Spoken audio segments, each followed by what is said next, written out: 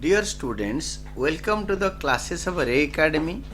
We are studying the book Analysis of Financial Statement and the chapter is on cash flow statement and the question is X Limited earned a profit of rupees 1 lakh after charging depreciation of rupees 20,000 on assets and a transfer to reserve of general reserve of rupees 30,000.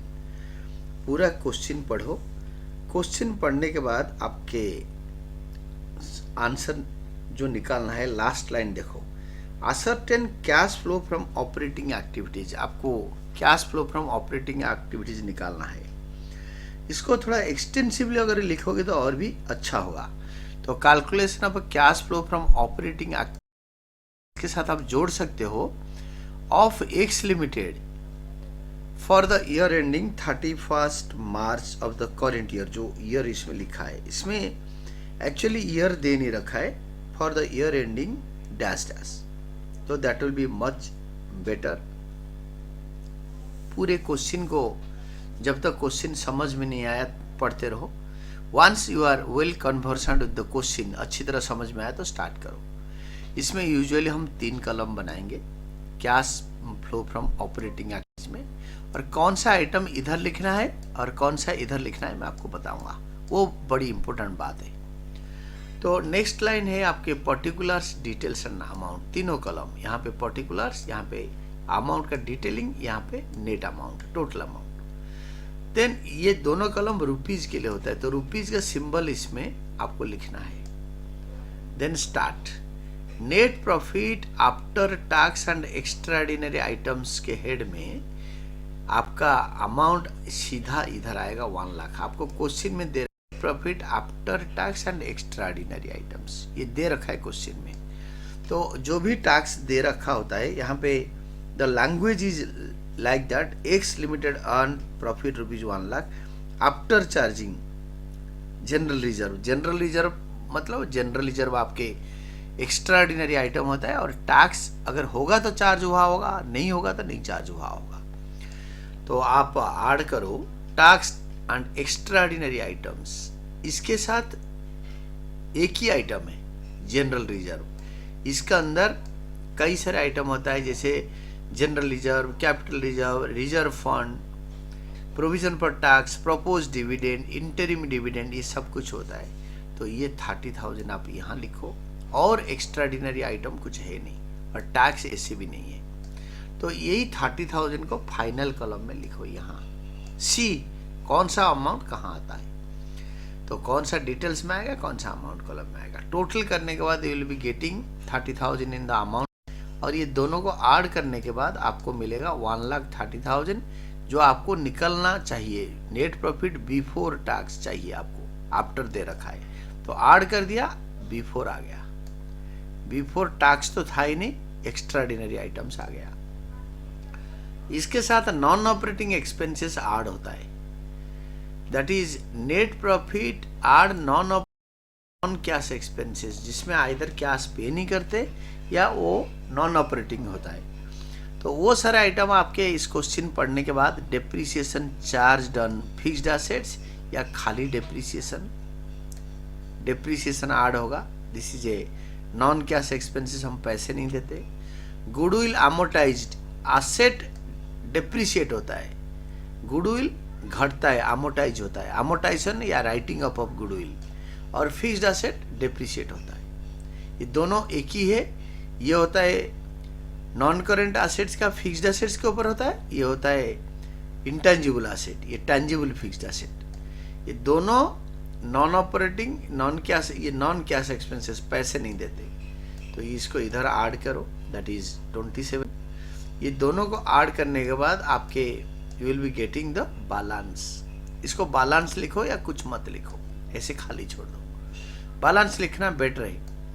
इससे add non operating non cash expenses लिखा था, less करोगे non operating income, less non operating income या non cash income. Non operating income में आप देखो gain on sale of a fixed asset. You can say gain on sale of a machinery.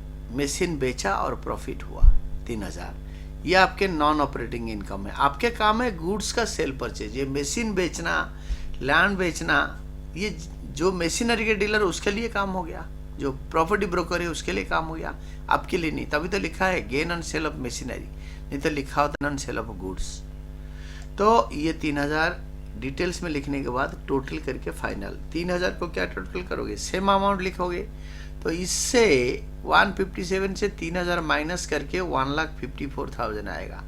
This is net profit before working capital changes. Working capital होता है current asset and current liability, उसका changes को adjust करेंगे।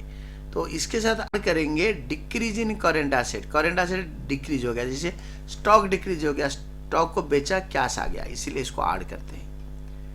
For all current assets, जैसे debtor कम हो गया, debtor decrease हो गया तो डेटर ने हमें पैसे दे दी। तो इंक्रीज इन करेंट एसेट्स मतलब अगर करेंट लायबिलिटी मतलब लायबिलिटी बढ़ गया तो हमारा आउटफ्लो हो गया, तो इसीलिए इसको ऐड करते हैं। इंक्रीज इन करेंट लायबिलिटी में अगर लायबिलिटी इंक्रीज होगा तो हमारा इनफ्लो हो रहा है, पैसा आ रहा है, तो हम इसको ऐड करते हैं। तो सारे आइटम पढ़ने के बाद आपको मिला सिर्फ एक ही आइटम, दो आइटम, क्रेडिटर बढ़ रहा है तो इंक्रीज इन करेंट लायबिलिटीज होता है क्रेडिटर्स। दूसरा है आपके बिल्स रिसीवेबल कॉन्सेट है वो डिक्रीज हो रहा है। डिक्रीज इन करेंट एसेट मतलब we must have received cash या बैंक समथिंग लाइक दैट, तो इसलिए ये ऐड हो गया। ये दोनों में हमारा इनफ्लो हो गया, इनफ्लो ऑफ कैश। ये दोनों को ऐड करके फाइनल कॉलम में दिखाओ। हाउ टू राइट डाउन, कौन सा कॉलम में क्या लिखेंगे। 13,000 यहाँ लिखो और इससे 13,000 ऐड करके 154 plus 13,000 we can get balance. इसको बैलेंस बोलो या कुछ मत बोलो, 1,67,000 रुपीज। इससे आपको लेस करना है, less increase in current assets and decrease in current liability. Current asset बढ़ेगा तो हमने खरीद लिया, स्टॉक खरीद लिया, स्टॉक बढ़ेगा तो इन्वेंट्री खरीद लिया, और डिक्रीज इन करेंट लायबिलिटी हमने पे कर दिया। तो ये दोनों केस में हमारा आउटफ्लो ऑफ कैश या बैंक बैलेंस हो रहा है, तो इसलिए हम लेस करेंगे। लेस करने के टाइम पे हमारा जो आइटम है पढ़ो अच्छी तरह, देखो डेटर करेंट एसेट है, करेंट एसेट बढ़ गया तो मतलब आउटफ्लो हो गया, less increase in current asset.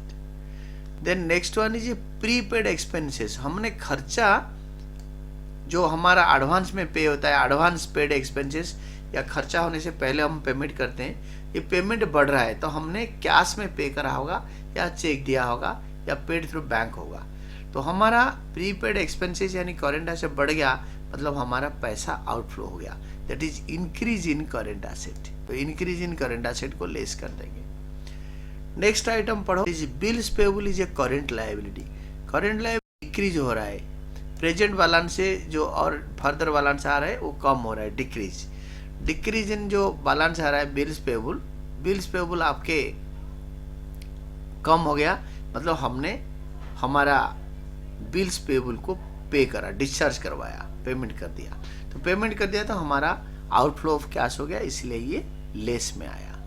Then the last item, last item आपका है आउटस्टैंडिंग एक्सपेंसेस। हमने उधार को भी, जितने उधार था इस साल 2,000 रुपये पे कर दिया, या इस महीने जितने दिन के लिए होगा इस साल के लिए 2,000 रुपये पे कर दिया, क्योंकि कम हो गया। कम हो गया तो हमने पे करा, हमारा करेंट लायबिलिटी रिड्यूस हो गया, डिक्रीज इन करेंट लायबिलिटीज।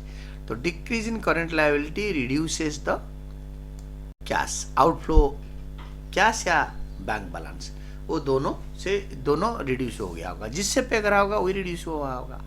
तो ये टोटल जो डिक्रीज पेमेंट आइटम से increase in current asset and decrease in current liability सबको टोटल करो, टोटल करके फाइनल कॉलम में यहाँ लिखो सब।